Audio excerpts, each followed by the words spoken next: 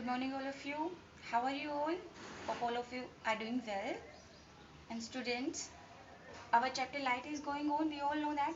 Okay. Until now, we have discussed about reflection of light, plane mirrors, etc. So moving on to the next topic. What is an object? एक object क्या होती है बेटा? देखिए किसी भी कोई भी ऑब्जेक्ट कोई भी थिंग जो भी लाइट रेज को एमिट करती है means anything which gives out light rays, gives out light. कोई भी है बेटा, उसमें लुमिनस ऑब्जेक्ट्स भी आती हैं, नॉन लुमिनस ऑब्जेक्ट्स भी आती हैं, यानी कि जिसकी खुद की लाइट होती है, वो सन भी हो सकता है, ठीक है, या फिर नॉन लुमिनस भी आते हैं, जैसे कि मैंने आपको पहले भी बताया था, जैसे कि हमारी जैसे बॉडी है, ठीक है, स्टेबल है, एटसेट्रा। ये सारी क्या होती है बेटा? ऑब्जेक्ट्स होती हैं जिनकी या तो खुद की लाइट होती है या फिर वो which gives out light. Either वो लाइट उसकी खुद की डायरेक्ट भी हो सकती है या फिर वो लाइट रिफ्लेक्टेड लाइट भी हो सकती है, ठीक है, या तो उसकी खुद की लाइट हो या फिर वो रिफ्लेक्ट करे उस लाइट को, ठीक है। तो ये आपकी क्या होती है? ऑब्जेक्ट होती है। और हम बात करते हैं इमेज की। इमेज क्या होती है? एक तरह से ऑप्टिकल इमेज हम बोलेंगे इसको, ठीक है, क्योंकि जहाँ पे भी लाइट की बात होगी वहाँ पे हम क्या वर्ड यूज करेंगे? Optical image. तो ऑप्टिकल इमेज जो होती है आपकी, ये क्या होती है? When A ray of light strike from any surface, when A ray of light strike any surface, तो बेटा या तो रे ऑफ लाइट का रिफ्लेक्शन होता है या फिर वो रिफ्रैक्ट होती है। रिफ्रैक्शन के बारे में मैंने आपको अभी इतना नहीं बताया है, ठीक है। तो या तो आइदर आपकी जो रे ऑफ लाइट है वो क्या होएगी? रिफ्लेक्ट होएगी या उसका रिफ्रैक्शन हो जाता है। देखो रिफ्रैक्शन जो होता है वो तब होता है जब हम एक मीडियम से दूसरे मीडियम में जाते हैं, ठीक है, इस तरह का होता है। इसके बारे में हम आगे डिटेल में पढ़ेंगे, ठीक है। तो यहाँ पे जो लाइट रेज होती हैं या तो वो कन्वर्स करती हैं एक पॉइंट के ऊपर, ठीक है, या फिर वो डाइवर्स करती है, ठीक है। मैंने कन्वर्जिंग और डाइवर्जिंग बीम के बारे में बताया आपको अच्छे से। तो या आइदर वो कन्वर्स करेंगी या फिर वो डाइवर्स करेंगे बेटा, ठीक है। तो अगर वो कन्वर्स करती हैं, यानी कि जब भी दो लाइट रेज किसी एक पॉइंट पे मीट करती हैं, तो यहाँ पे कौन सी इमेज बनती है? रियल इमेज बनती है। और अगर वो डाइवर्स करती है किसी पॉइंट से, तो वहाँ कौन सी इमेज बनती है? वर्चुअल इमेज बनती है, ठीक है। रियल इमेज आपकी कहाँ कहाँ बनती है? जैसे कि सिनेमाज के अंदर हम मूवी देखते हैं ना, वहाँ पे कैसी इमेजेस होती हैं? वो रियल इमेजेस होती हैं, ठीक है। और वर्चुअल इमेजेस जैसे कि आपकी प्लेन मिरर में बनती है, ठीक है, आप सबको पता है। तो रियल इमेजेस जो होती है वो हमेशा उसे हम ऑब्टेन कर सकते हैं, कलेक्ट कर सकते हैं। वर्चुअल इमेज को हम कलेक्ट नहीं कर सकते हैं। जैसे कि प्लेन मिरर के अंदर हमारे पास वर्चुअल इमेज बनती है, ठीक है, वो बिहाइंड द मिरर बनती है, ठीक है। बिहाइंड द मिरर कैसी इमेज बनती है? वर्चुअल। और अगर मिरर के फ्रंट में बनती है यहाँ पे, तो वो कैसी इमेज बनती है? रियल इमेज बनती है, ठीक है। तो इसके बाद हमें क्या करना है? हमने हम एक चीज़ होती है कि पॉइंट ऑब्जेक्ट जो होती है वो दो तरीके से हो सकती है। एक होती है आपकी पॉइंट ऑब्जेक्ट, एक होती है आपकी एक्सटेंडेड ऑब्जेक्ट। पॉइंट ऑब्जेक्ट जो होती है बेटा वो बहुत स्मॉल होती है, एक पॉइंट की फॉर्म में होती है। और एक्सटेंडेड ऑब्जेक्ट जो होती है वो बहुत सारे पॉइंट से मिलके हम कह सकते हैं कि हम एक इस तरह से इसे रिप्रेजेंट कर सकते हैं। वेरी लार्ज ऑब्जेक्ट जो होती है आपकी, जो एक तो बहुत सारे पॉइंट से मिलके बनती है इस तरह से, उसे क्या कहते हैं? एक्सटेंडेड ऑब्जेक्ट कहते हैं, ठीक है बेटा, क्लियर है। इसके बाद क्या होता है आपका? हम डेरिवेशन करते हैं। हमने प्लेन मिरर्स के बारे में पढ़ा है, प्लेन मिरर्स में किस तरह से इमेज बनती है। हमने एक्सटेंडेड ऑब्जेक्ट के बारे में देखा था। आज हम पॉइंट ऑब्जेक्ट के बारे में इसका डेरिवेशन करेंगे। लाइक ये आपका मिरर है, ठीक है, ये हमने एक नॉर्मल ड्रॉ कर लिया। मान लीजिए कि इस पॉइंट के ऊपर हमारी एक पॉइंट ऑब्जेक्ट है ए के ऊपर, ठीक है। ए से जो भी रे पैरेलल आएगी, यानी कि जो नॉर्मल के पैरेलल होगी, यानी कि यहाँ पे एंगल आई कितना होगा? यहाँ पे 0। तो ये रे क्या हो जाएगी? आप सबको पता है, रिट्रेस करेगी इसके पाथ को, यानी कि रिफ्लेक्ट हो जाएगी उसी डायरेक्शन में, ठीक है। और जो रे इस प्लेन मिरर पे कोई एक एंगल से इंसिडेंट करेगी, एंगल आई, ठीक है, तो वो उतने ही एंगल से क्या करेगी, रिफ्लेक्ट करेगी, आपको पता है। और रिफ्लेक्शन एंगल को हम क्या लिखते हैं, आर लिखते हैं, ठीक है। अब ये जो दो लाइंस है हमें दिख रही है कि किसी भी पॉइंट पे मीट नहीं करेंगे, ये डाइवर्स हो रही है। इसे क्या, ये चीज क्या है बेटा, ये क्या कर रही है, यहाँ पे डाइवर्स कर रही है इस पॉइंट से, ठीक है। तो मीट नहीं कर रही है ये दोनों रेस, ठीक है। एक रे इधर जा रही है आपकी रिफ्लेक्शन के बाद, और एक रे आपकी इधर जा रही है, ठीक है। तो हम इन्हें पीछे की तरफ बैकवर्ड बढ़ाते हैं, तो ये रे आपकी इस पॉइंट पे जाके मिलती है, और यहाँ पे आपकी क्या बनती है, इमेज, ठीक है। तो आप सबको दिख रहा है यहाँ पे, क्योंकि ये डाइवर्स हो रही है एक पॉइंट, ये दोनों रेस कैसी है, डाइवर्जिंग रेस है। हम जब पीछे की तरफ बढ़ाएंगे इन्हें तो हमें लगेगा कि इस पॉइंट से आ रही है, ठीक है, यानी कि ये इस पॉइंट से डाइवर्स हो रही है, हमें ऐसा लगेगा। तो यही आपकी वर्चुअल इमेज की डेफिनेशन थी, क्या थी, कि हमें ऐसा लगता है कि पॉइंट से जो इमेज है वो क्या हो रही है, यहाँ पे लाइट रेज डाइवर्स हो रही है, ठीक है, वेरियस डायरेक्शंस में।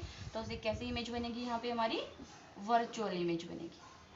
समझ आया आपको रियल और वर्चुअल के बीच में डिफरेंस, ठीक है। अब हमें यहाँ पे क्या करना है, आप सबको पता है कि एंगल आई जो होता है is equal to angle R, ये क्या होता है, लॉज ऑफ रिफ्लेक्शन से, ठीक है। अब ये दोनों हमारे पास ट्रायंगल्स बन रही है, यहाँ पे एंगल कितना है, 90 डिग्री का एंगल है। अब तब देखिए ये दो लाइंस कैसी हैं आपकी, ये पैरेलल लाइंस हैं, ये दोनों पैरेलल लाइंस हैं आपकी, ठीक है। ये एक तरह से क्या है आपका, ये ट्रांसवर्सल है जो इन्हें कट कर रहा है। तो आप सबको पता है पैरेलल लाइंस जो होती है ट्रांसवर्सल कट करता है। तो यहाँ मान लो कि आपका एंगल θ1 बन रहा है, let this angle is θ2, so these are the parallel lines, this is the transversal, then angle θ1 will be equal to angle r, θ1 will be angle equal r। ये कौन से एंगल्स हो जाएंगे बेटा, ये कॉरेस्पॉन्डिंग एंगल्स हो जाएंगे,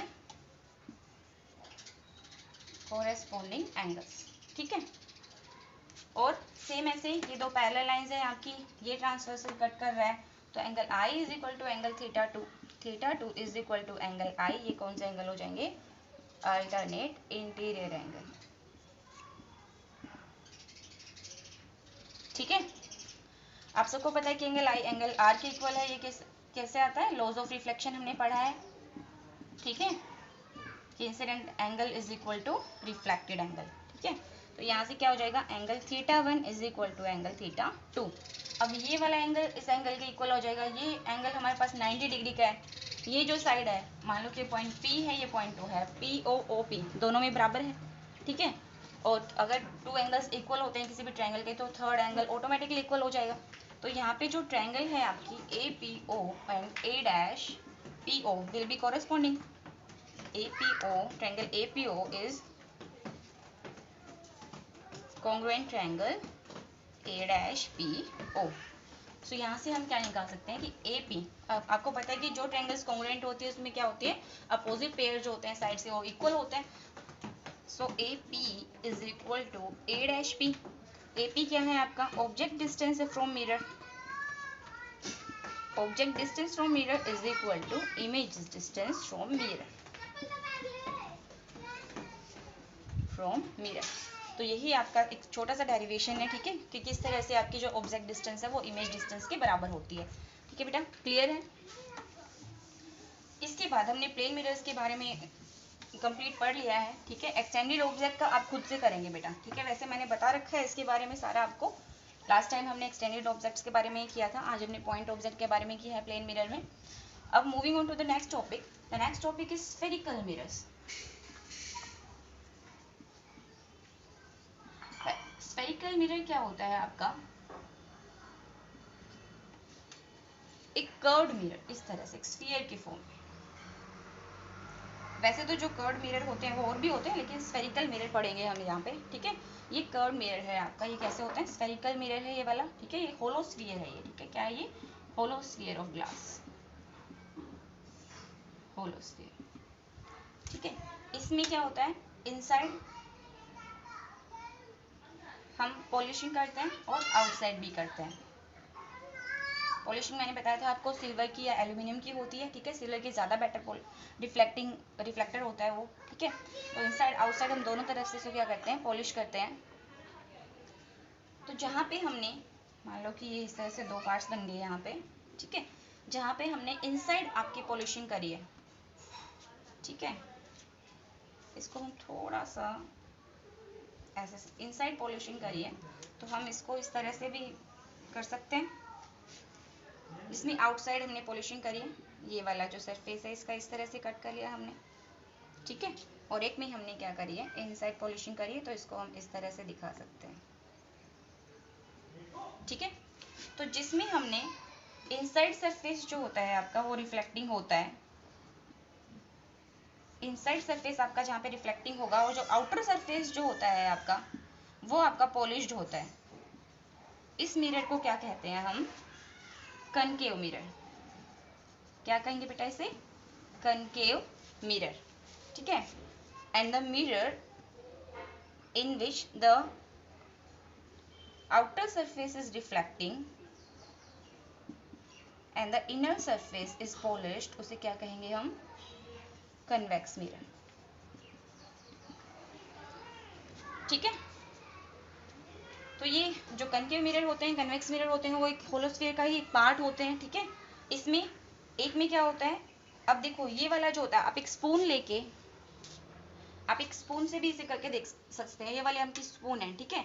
इस स्पून का ये जो इनर सरफेस है आपका, ये वाला जो सरफेस है बेटा, ये वाला, इसे हम क्या कहते हैं, ये कौन सा मिरर है आपका, कनकेव मिरर है। गुफा सी बन रही है, गुफा के अंदर जा रहे हैं हम जहाँ पे, वो कनकेव मिरर है। और जहाँ पे आपका ये वाला आउटर सरफेस है, ये वाला, इसे हम क्या कहते हैं, जो आपका जो हमने स्पून ली उसका जो आउटर सरफेस है वो कैसे बिहेव करेगा, एज ए कन्वेक्स मिरर, और जो इनर सरफेस है स्पून का वो कैसे बिहेव करेगा, ऐसे कनकेव मिरर, ठीक है। इसमें सेंटर जो होता है आपका, यानी कि जो कर्व्ड सरफेस होता है वो इनर होता है, यहाँ पे जो कर्व्ड सरफेस होता है वो आउटर जो होता है आपका, आउटर कर्व्ड सरफेस जो होता है वो रिफ्लेक्टिंग होता है, इसमें इनर वाला रिफ्लेक्टिंग होता है, ठीक है।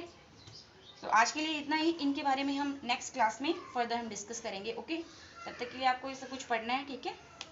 और कोई भी डाउट हो तो you can clear with me, okay. Thank you students, have a nice day, God bless you.